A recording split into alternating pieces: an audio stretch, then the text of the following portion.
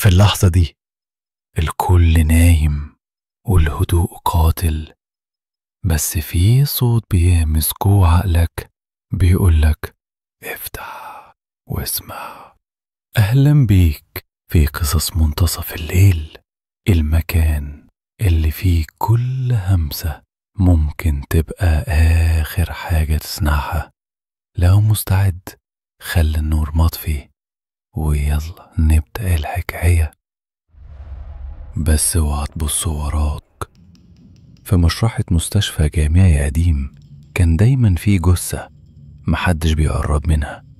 بيقولوا انها ليست اسمها نجلاء، ماتت مقتولة، مش بحادثة ولا مرض، ماتت وهي بتصرخ انا مش هموت غير لما اخد حقي. من يومها كل اللي قرب من جثة دي حصل له حاجة. واحد اتجنن، واحد مات، لكن اللي حصل مع آدم كان أسوأ. آدم طالب متدرب بيشتغل في المشرحة بالليل، بيحب الهدوء والسكون. بس الليلة دي أول ما دخل حس بحاجة غلط. الهوا كان ساقع قوي، برد مش طبيعي، ريحة المكان كانت مختلفة، ريحة موت، ريحة خوف. بص على الأوراق لقى الجثة رقم 17. الاسم ده سمعه قبل كده بس عمره ما شافه.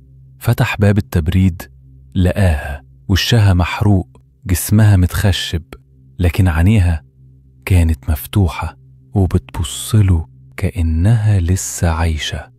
عينين ميتة بس شايفة.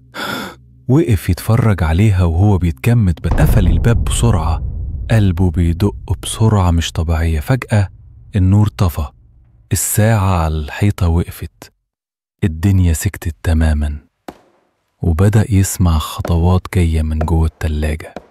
حاول يصدق ان دي اوهام، بس كل ما يقرب من الباب الخطوات كانت بتقرب منه.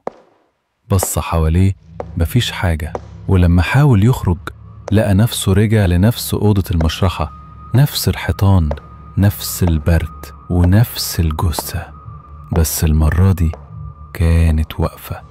وشها كان باين بوضوح، مشوش مليان حفر، كأن حد نحت فيه بعنف. عينيها بتنزل دم، وقربت منه وقالت له رجع لي دم يا آدم. مفيش حد سمع صراخه. تاني يوم لقوه متخشب جوه التلاجة في نفس المكان اللي اتحطت فيه نجلاء من سنين، بس الجثة رقم 17 اختفت. والمشرحة من يومها لسه فيها مكان فاضي، مكان مستني اللي بعده. ولو لسه بتسمعني ما تقربش من أي باب عليه رقم 17، علشان اللي فيه مش بيموت مرتين.